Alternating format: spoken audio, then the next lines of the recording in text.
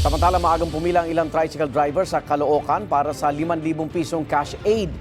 Paalala ng DSWD, hindi pwedeng representative lang ng benepisaryo ang kukuha ng ayuda. May unang balita live si Jomer Apresto. Jomer! Igan, good morning. Kahit holiday, tuloy ang bigayan ng 5,000 pisong ayuda para sa mga tricycle driver dito sa Caloocan City.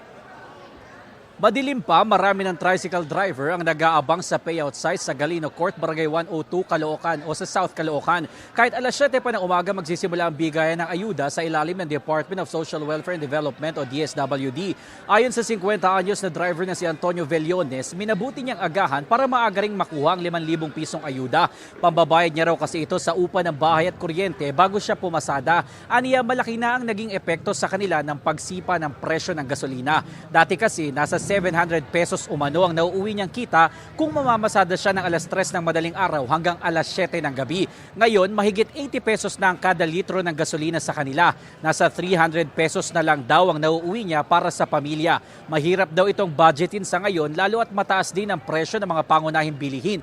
Mabuti na lang daw at may ilang pasahero na alam ang sitwasyon ng mga driver at nagpapasobra na lang ng pamasahe kung minsan. Ayon sa Caloocan City Social Welfare Development Department, mahigit 3,000 tricycle drivers sa South Caloocan ang nakakuha na ng ayuda. Mula yan sa target na mahigit 4,200 driver para sa nasabing distrito. Problema raw ng CCSWD ang mga hindi pa nakakakuha ng ayuda dahil hindi pumapayag sa ngayon ng DSWD na representative lang ang kukuha ng ayuda.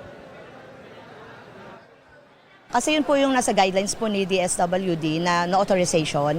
Kailangan po si driver po talaga yung magtatanggap ng fuel subsidy. Kaya po hindi sila nakakakuha. Merong mga nagkasakit, merong nag-uwi ng probinsya, meron din naman po na nakikita po natin na expired na po yung license. Yung ano ko lang sa gobyerno ngayon, dapat babaan na lang nila yung tax para mabawasan yung presyo ng gasolina.